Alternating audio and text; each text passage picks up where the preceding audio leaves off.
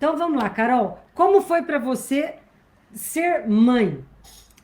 Foi uma experiência maravilhosa e como eu estava dizendo antes, né, que a gente estava falando sobre as funções, eu percebo que existe uma expectativa, fica tudo no ar, de que quando você tem um filho, um nenenzinho pequeno, você tem que parar a sua vida e só ser mãe.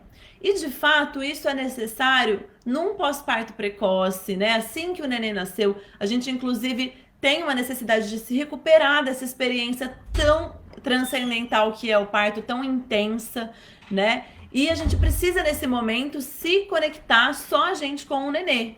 Não é para ficar dessa forma para sempre. E assim, enquanto ele é um nenê, eu preciso ser só mãe, não posso trabalhar, não posso ser mulher, não posso namorar o meu marido, não posso ser mais nada. Eu tenho que ser só mãe. Isso não é bom nem para você, mãe, e nem para o seu filho.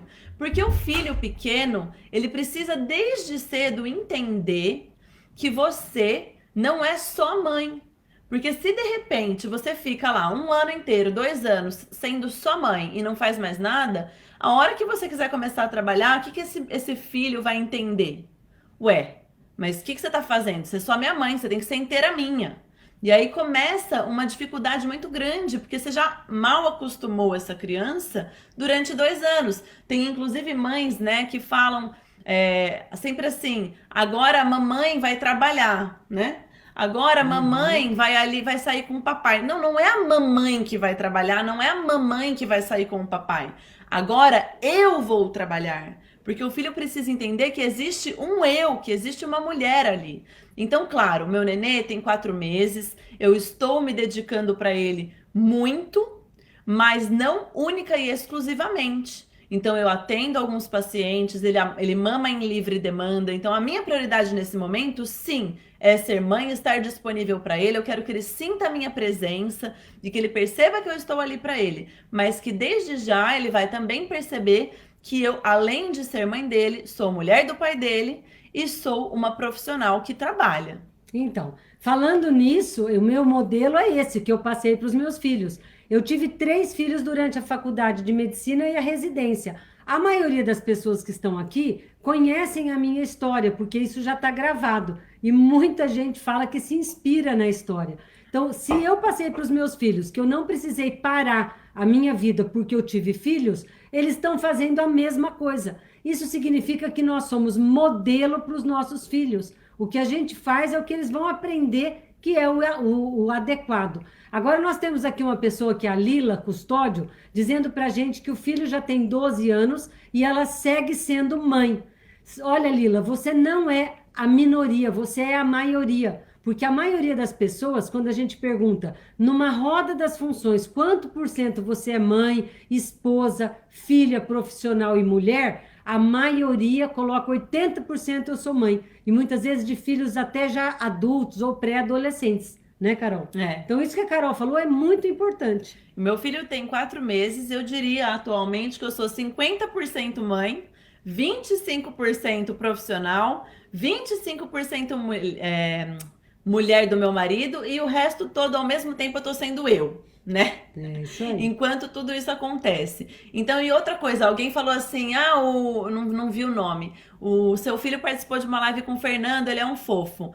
O meu filho, justamente por eu estar ensinando ele que ele não precisa de mim o tempo inteiro e que eu não sou um com ele, que eu não sou grudada nele, ele vai e fica tranquilo com outras pessoas. Uhum. Ele vem e fica tranquilo no colo da minha mãe, fica tranquilo no colo do Fernando, fica tranquilo no colo do meu pai, dos meus irmãos. Ele já tá entendendo que a segurança que eu dou para ele vai estar com ela, mesmo estando ali no colo da avó, no colo da tia, no colo do vô.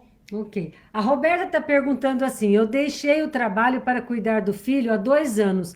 Estou com dificuldade em voltar. Roberta, primeiro, tem muito da cultura, né? No Brasil é muito difícil a gente ter, porque ninguém paga para a gente ficar 2 anos com os filhos em casa. Seria muito gostoso se a gente pudesse ter uma demanda de cuidar desse filho durante um período maior. Na Europa, por exemplo, na Inglaterra, eles têm 2 anos de licença maternidade para ficar com o filho nessa idade, tá? Aqui não tem jeito. Quando a pessoa sai do trabalho para fazer isso, ela tem realmente uma dificuldade de voltar. Mas não desanime, coloque o filho numa escola, porque vai ser muito bom para ele e para você. E aí sim, você vai ter condições de trabalhar, de entrar novamente no mercado de trabalho, mas com a certeza de que você tem individualidade e que você tem direito de também ser outras coisas além de mãe. E quando você for falar para o teu filho que você vai voltar a trabalhar, não é a mamãe vai voltar a trabalhar, como a Carol disse, é eu vou voltar a trabalhar. Alguém, a Ká tá perguntando assim, Carol, tomar pai e mãe demorou muito para você? Como faz quando você está tentando tomar os pais, mas eles são sempre interesseiros e tóxicos? O que que você entende de tomar o pai e a mãe? Bert Hellinger usa muito isso. É você ter o pai e a mãe dentro de você, Internalizar. e não precisa estar perto. Mas quando eles não se permitem ir embora e deixar com o filho, eles querem estar em cima, Tá. tá? Eu devo admitir que o que facilitou muito para eu conseguir fazer isso foi, de fato, a postura do meu pai e da minha mãe, que me incentivaram. Eu acredito que uma pessoa que tenha os pais, como disse, interesseiros e tóxicos, eu imagino que são pais que estão muito o tempo inteiro colados e vigilantes, né? Deve ser um pouco mais difícil, porém não impossível. Então, como que foi internalizar isso? Foi trazer o meu lado adulto. Confesso que tudo começou com uma constelação quando eu tinha 16 anos de idade, né? Mas foi trazer esse meu lado adulto, para esse lado adulto ser o meu pai e a minha mãe da minha criança, e eu parar de querer suprir as carências, as dificuldades no colinho de mamãe, porque mamãe agora tá aqui dentro. Eu, adulta, sou mãe da minha criança. Agora, quando os pais são interesseiros e tóxicos, o que é que você tem que fazer? Mãos de Buda e colocar limite nos seus pais. Da mesma forma que a gente tem que colocar limite nos nossos filhos, inclusive a Luísa tem falado muito legal sobre isso lá no Instagram dela, né? A gente também tem que colocar limite nos nossos pais e no nosso chefe, no nosso marido, em todo mundo. É postura Né? de adulto, né? Postura de adulto. Então, as mãos do Buda. Com a minha mão direita, que é o lado ativo, o lado da energia do masculino, eu coloco o limite e ao mesmo tempo eu abençoo. Abençoo vocês, pais, a seguirem a vida de vocês do jeito que vocês quiserem. Se vocês quiserem continuar sendo infantis, a escolha de vocês não há nada que eu possa fazer. E por outro lado, a mão do lado esquerdo, que é do lado intuitivo, emotivo, do lado do feminino, da energia do feminino, com essa mão eu dou aquilo que eu posso, mas com limite, não dou tudo. E eu recebo tudo que foi bom que vocês me deram, mas deixo com vocês as coisas ruins. Então, essa postura de adulto, para você conseguir internalizar o lado adulto dos pais, ser o adulto da sua criança e não deixar com que o lado infantil dos seus pais, porque pais tóxicos e interesseiros é o lado infantil dos pais. Não deixar que esse lado infantil use e abuse de você. É isso aí, gente. Olha, a função mãe bem feita cria filhos que vão para a vida adultos e serão bons pais e mães para os filhos deles e também para eles mesmos. Assim a gente fica tranquilo de curtir a vida da gente.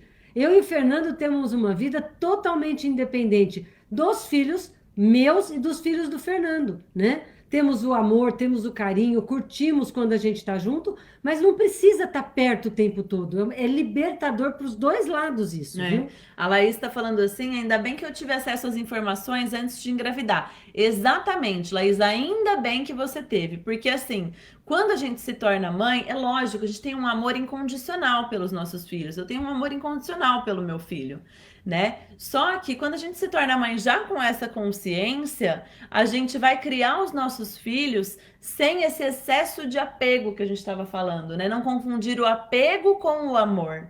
Então, mesmo agora em fase de filho pequenininho, amamentando, dependendo completamente, né, da gente, a gente já vai aprendendo desde sempre a manusear isso. Eu dou tudo que eu posso para ele, mas não tudo de mim. Porque eu sou, além de ser mãe, eu sou eu. E isso é libertador para ele e para mim. Esse sou eu tem a ver muito com o ser mulher, Então, a Isabel está falando, hoje eu sou mulher em primeiro lugar. Então, eu venho falando com vocês nas lives exatamente isso. O grande guarda-chuva tem que ser a mulher, porque aí sim você consegue exercer todas as outras funções embaixo do grande guarda-chuva da mulher. A pessoa que inverte e o grande guarda-chuva é um pequeno guarda-chuva que é a mãe, ela não cabe todas as outras funções. Agora eu quero fazer uma pergunta para você, Carol. Como tem sido a tua relação como mulher do Paulo nessa situação de filhos pequenos? Que muita gente me fala isso. Carla, como é que eu faço para resgatar o meu lado feminino, o tesão, a vontade de transar, o interesse pelo casamento, quando a gente tem filhos pequenos, que no final do dia a gente está exausto e não tem pique para isso? Como você está lidando com essa situação? Eu acredito que isso começa já na gestação. Tem muitas mulheres que, quando descobrem que estão grávidas, se largam, né? Já não se cuidam mais, já não se dedicam mais tanto à paixão do relacionamento. E não, desde que você descobre a gestação, os filhos, para começar daí, né, Carla? Os filhos, eles, para que você engravidou? Para que você teve esse filho? Os filhos, eles devem vir do excesso de amor do casal. E não da falta, e não de nenhum outro motivo. Ou para preencher, né, o vazio dos pais. Vazio, ou porque a sua mãe, que é a avó do filho, tá pedindo um neto, nada disso. Os filhos devem vir do excesso de amor. Se o filho veio de um excesso de amor, a hora que você descobre que tá grávido, é só celebração e continuar aumentando esse excesso de amor, né? Então, durante a gestação, não se perder, não se largar, mas continuar se cuidando, continuar namorando, continuar tendo esses momentos a dois. E a hora que o filho pequeno nasce, claro que uns primeiros dias, um pós-parto precoce, o puerpério, é um momento mais delicado, que a mulher precisa se recuperar, né? Tanto parte emocional, que os hormônios eles variam muito. O homem também ali, dizem que o homem descobre que é pai quando nasce, e a mulher descobre que é mãe quando engravida, né? Então, a hora que nasceu, o homem ele vai ter aquele baque, aquele choque, e o puerpério da mulher também é o tempo para o homem entender, né? Cair a ficha ali que a estrutura familiar mudou. E a partir daquele momento que o puerpério, aqueles 40 primeiros dias que são mais difíceis, passaram, já deve começar desde sempre, né? A continuar cultivando esse amor, né? A continuar namorando. E namorar não é só fazer sexo, né? Não é só relação sexual. Namorar é você abraçar, é você ler um livro juntos, é você assistir um filme junto, é você passear. Então, um relacionamento com um filho pequenininho, você deixa usar os nenês pequenininhos, primeiro que eles dormem bastante, né? Eles dormem várias vezes ao longo do dia.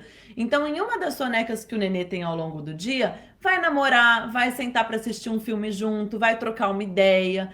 Ou deixa um pouquinho com a vovó, que vovó adora ficar com o neto pequenininho. É isso que eu ia te perguntar. Né? Na prática, o que que você está fazendo para driblar essa situação de ter que ficar o tempo todo cuidando de filho? Então, é utilizar, gente, as pessoas que estão perto. E não achar Rede que porque... de apoio. Rede de apoio. Não achar que porque você teve o filho, só você tem que cuidar, ele é meu, eu tenho que estar o tempo todo junto. Então, você pode compartilhar, você pode realmente pedir ajuda nesse sentido. A Rúbia está falando para a gente assim, olha, fui só mãe por 22 e 16 anos. Depois de constelação com a doutora Carla, estou assumindo as outras funções da mulher. O problema é que meu marido não quer fazer o parto paterno. O que é o parto paterno? É deixar pai e mãe e seguir para a vida. É realmente mandar os filhos irem para a vida. Casa, né? Então, o que está acontecendo no caso da Rúbia? Tem uma função trocada, porque a função da mãe é dar segurança, segurar o filho, autoestima. E a função do pai é aventura, é parto paterno. Se ela quer fazer o parto paterno e ele está segurando, as funções estão em desordem. E, Rúbia, as funções em desordem criam uma situação caótica na família, tá? Os filhos precisam ir com a aventura do pai, com a autorização e com a segurança da mãe. Com essas duas energias, eles devem ir para a vida. Um tem 22 anos, já deveria ter ido. E o filho que não nasce para a vida, ele morre como homem e ele fica eterno filho dos pais, né? E outra coisa, sobre essa coisa de função mãe, função materna e função paterna, né? Não é que a mãe, que é a mulher, tem que fazer sua função materna e o pai, porque é homem, tem que fazer sua função paterna, não. Os dois, adultos, pai e mãe, devem saber fazer função materna e função paterna. Exemplo, o meu nenê tem 4 meses. Ele não precisa agora de ser empurrado para ir para a vida de aventura, né? O que ele precisa agora é de função materna. Quando eu estou trabalhando e o meu marido fica com ele, o meu marido está dando para ele função materna. Ele é o pai, mas ele está fazendo a função materna. Quando chegar a hora, quando ele tiver já seus 2 anos, começar já a explorar mais, eu também vou saber fazer a função paterna, de falar, vai, você consegue. Né? Então, os dois, pai e mãe, devem saber desenvolver função materna e paterna e saber o momento certo de exercer cada uma delas. Exatamente. E esse caso que a Rúbia contou é muito mais comum do que a gente imagina. Quando a mãe, ela incentiva o filho a ir para a vida, ou seja, está fazendo a função paterna, mas o pai fica querendo segurar os filhos em casa. Eu até tenho casos assim no meu consultório, que a paciente já está prestando vestibular para fazer faculdade, quer fazer faculdade fora, e o pai fica, não, eu pago a particular aqui, a Barão de Mauá, a Unip, a Unaerp para você continuar aqui dentro de casa. O que vai acontecer se ela continuar dentro de casa? Ela vai aprender a se tornar adulta? Não, ela vai continuar sendo dependente dos pais. Ok. Então, muito bom. Agora tem uma pergunta da Carla aqui que diz assim: estou me separando, minha filha está com 5 anos e não desgruda de mim, para nada. Sempre incentivei a independência dela, mas depois que o pai mudou, ela grudou em mim. Então, Carla, a dica para você é começar a usar a sua individualidade e dizer para ela: para você, filha, eu e o seu pai estamos juntos te amando e nos amando, porque você é fruto do nosso amor. Mas como homem e mulher, a gente não deu certo. Então o teu pai agora tem uma vida independente e eu também. Agora, isso, se você traz para sua individualidade e separa a função mãe da tua função mulher independente, que daqui a pouco vai ter um namorado e o pai também, ela vai começar a perceber que não precisa substituir o pai para te fazer companhia. Isso é um grande risco, porque o homem vai embora e ele vai ter outras mulheres, ele vai ter outras namoradas, e a mãe fica com a função de cuidar dessa criança. E muitas vezes, com razão, ela toma mais cuidado antes de começar a se envolver com um homem, por ter uma filha pequena e ainda mais uma filha mulher. Tem que se preocupar com isso, mas ela tem que ver que você não é só mãe. Aí ela vai começar a ficar livre e não deixa ela entrar no lugar de substituir o pai no sentido de te fazer companhia. É isso, né, Carol? Toma cuidado para ver se você não está deixando ela preencher um vazio seu, né? Com a saída desse pai de casa, desse marido, ex-marido de casa. Se você não tá com uma carência emocional e deixando ela ocupar esse vazio. Porque se você fizer com essa postura, aí sim ela vai grudar mesmo em você.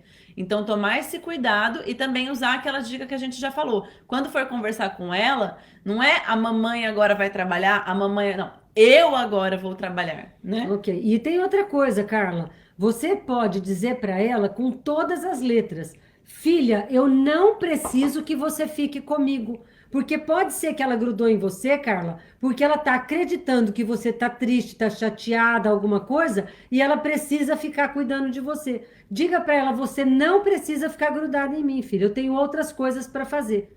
Certo? Mesmo que você esteja triste e chateada, não é para ela que você tem que demonstrar. Na frente dela você está ótima. Longe dela você cuida da sua criança. Ok. Viviane pergunta: doutora, quando a esposa tem rixa com o sogro e não permite de jeito nenhum o esposo levar a filha de 2 anos sem ela para ver os avós? Pode comentar, Carol.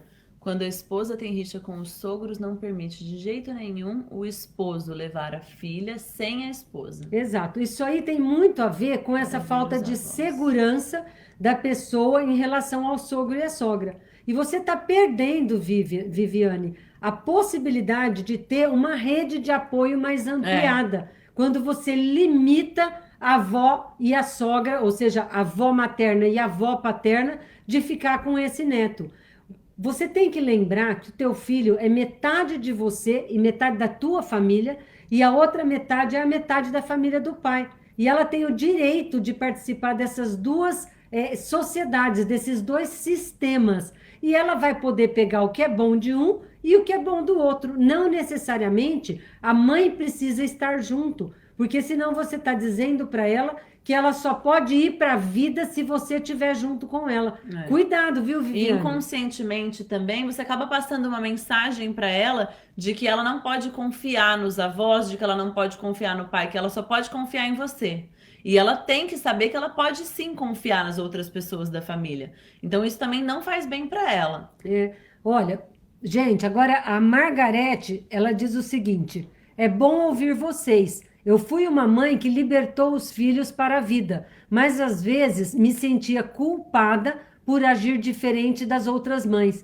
Olha, culpa o adulto sempre vai carregar. Que culpa você prefere carregar? A de segurar o teu filho para que ele não vá para a vida, ou segurar a culpa de ser diferente dos outros e mandar o teu filho para a vida para que ele vá e se aventure e tenha certeza de que ele vai dar conta. Então, só lembra disso, Margarete. Todo mundo precisa escolher que culpa vai carregar. Eu escolhi carregar a culpa de ser diferente dos outros. E olha, gente, muita gente me joga pedra, muita gente me critica nas lives quando eu falo isso, que eu deixo os meus filhos irem e eu também deixei de ficar olhando para os meus pais. E não quero que os meus filhos fiquem olhando para trás para me ver. Então, ser diferente sempre causa um desconforto social, não é? Uma polêmica, né? Exatamente. E outra coisa, talvez, Margarete, se você começar a olhar para outras culturas, essa sua culpa vai ser amenizada. Porque aqui no Brasil é que existe muito isso, de que a mãe tem que ser só mãe, né? E que tem que grudar no filho. E isso faz muito mal pro filho. Se essas mães soubessem o quanto isso faz mal para os filhos, elas não fariam isso. Mas na verdade elas estão tentando preencher esse vazio delas, né? Exato. A Roberta fala assim: voltar o desejo é um desafio. Roberta, o desafio é porque você está apaixonada pelo filho. E quando a gente engravida e o neném nasce, a natureza nos fornece um hormônio chamado oxitocina, que é o que faz dar leite, para que a gente vincule com a criança e não abandone a cria, porque o ser humano não nasce pronto, ele precisa ser cuidado pós-nascimento, tá? Então, se você deixar que essa paixão que inunda a gente não passe, porque você fica só mãe e não deixa a função mulher e esposa tomar o seu lugar, você vai ter dificuldade de ter desejo sexual. Se você começar a trabalhar o seu lado mulher, o que acontece, Carol? O desejo vem. Quando se arruma, quando você se sente sensual, põe uma roupa diferente, uma lingerie, você deixa de ser mãe para ser esposa e mulher. E aí o desejo E volta. outra coisa, toda vez que eu olho para o meu filho, eu vejo nele o fruto, a consequência de um grande ato de amor entre eu e o meu marido. Então, quando eu olho para o meu filho, isso já me traz esse desejo de volta, porque ele só existe graças a ao desejo anterior que a gente teve, um desejo sexual anterior, né? Então, sempre continuar alimentando isso em você. Quando você olhar para o seu filho, nossa, esse filho só está aqui hoje graças a esse amor que a gente tem um pelo outro. E isso vai ajudar, inclusive, a voltar ao seu desejo sexual. Carol, Carol, como você lida com aquela pessoa que provoca com piadas, inveja, provoca tóxica? Nossa, essa é boa de responder, viu? Desde a gravidez, a gente fica grávida, já começa a escutar um monte de abobrinha, né? Um monte de pitaco. Desde umas coisas bestas, tipo, ai, Gabriel é nome de criança arteira, você vai se ferrar, ai, nunca mais vai dormir na vida, aproveita para dormir agora. Desde sempre, eu sou uma pessoa muito sincera, às vezes até demais, isso às vezes até faz as pessoas ficarem um pouquinho ressabiadas comigo, né? Mas assim, não tenho papas na língua. Então, desde o primeiro comentário inconveniente que me deram, eu já cortei o mal pela raiz. Eu já falei direto, não quero que você me compare com a sua tia, com a sua mãe, com a sua prima, com você, porque eu sou eu, você é você. O meu filho vai ser aquilo que ele quiser. E eu sempre falo cortando as pessoas quando elas vêm com piada, com coisinha, com provocação, mas eu dou um corte tão seco que a pessoa engole e nunca mais abre a boca para falar comigo. Tem gente que tem dificuldade de dar esse corte, mas é isso aqui, ó. Você vai colocar limite ou você vai deixar a pessoa ficar falando, provocando, e aí vai tocar na sua criança e a sua criança vai ficar, nossa, é verdade, e se culpando e tal. Não. Quando a pessoa vem falar para mim, ó, corto, tesoura. Sou assim, reta, direta e reta. Vamos lá, Laís. Este conhecimento é libertador. Passei por tudo isso, tive uma gravidez maravilhosa, parto normal, minha filha é super calma e vai com todo mundo também. Dorme bem e sigo com as minhas outras funções. Pronto, a Laís Parabéns. acabou de dar um testemunho de que quando você segue as leis sistêmicas, tudo funciona. Quando você quer ir contra as leis sistêmicas, as coisas começam a dar errado. É lógico que nós não somos animais, mas eu costumo dizer assim: alguém aqui já viu um leão ir para a vida e voltar para ver como que tá o pai e a mãe leoa e leão? O leãozinho voltar para trazer, vamos almoçar junto, papai e mamãe. Não, a natureza faz esse movimento, a natureza nos ensina que o certo é os filhos irem para a vida. E os pais vão se virar, vão se cuidar, eles são adultos, certo? Então, parabéns, Laís, é bom ouvir esse testemunho, viu? Fara, casal sem filhos pode sinalizar que ainda estejam presos aos seus papéis de filhos? Sim, pode sim. Quando o casal decide não ter filhos, eles projetam não ter filhos, no fundo, é porque eles querem matar o pai que existe dentro deles, querem matar a paternidade ou a maternidade dentro deles. Provavelmente por quê? Porque ainda existem coisas mal resolvidas com os seus pais, Ou né? uma maternagem ruim, né? É.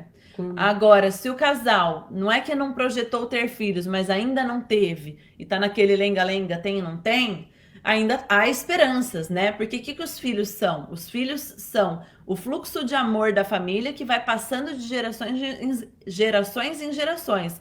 Então, inclusive, quando a gente tem filhos, é uma forma de honrar e reverenciar todos os nossos antepassados que, de uma forma ou de outra, direcionaram energia de vida para o futuro para que a gente estivesse aqui hoje.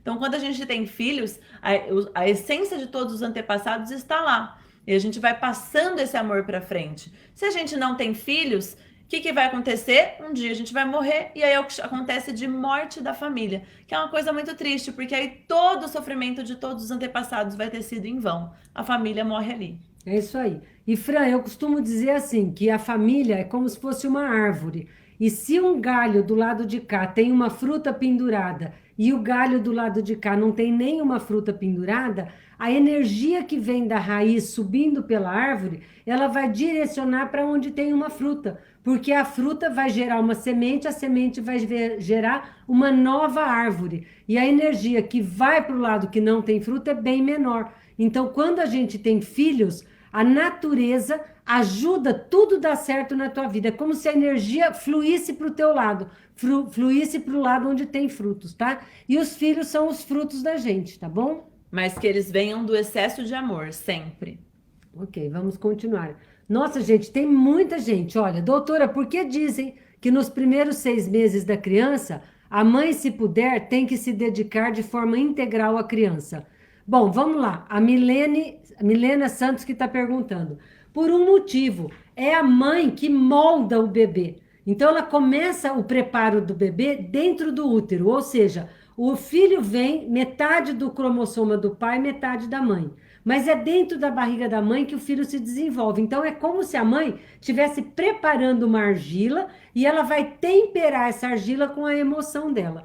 Quando o bebê nasce, ela começa a moldar essa argila. Então, principalmente a mãe é que molda a criança na sua máscara, na tua sombra, no selfie. É lógico que o pai tem importância, os avós, os irmãos, mas é a mãe que tá aquele imprinting, porque ela que fica o maior tempo com a criança. Se a mãe deixa a criança com uma outra pessoa que vai fazer a função materna, é lógico que não vai fazer com o mesmo carinho, com o mesmo cuidado que uma mãe vai fazer. Uma babá não vai dar para esse bebê, não vai moldar esse bebê como uma mãe vai moldar. Então é a hora que você ensina tudo para a criança, não é gugu dadá, bilu bilu teteia. Ensine tudo para essa criança, ensina o que é a vida, o que é o amor, o que é o planeta, o que é a terra, o que é Deus. Ensina tudo para o teu filho nesse primeiro ano de vida. Por isso é importante que os pais, principalmente a mãe, esteja disponível para essa criança, não é, Carol? É, exatamente. Agora, aqui no Brasil, a licença maternidade dura 4 meses, né?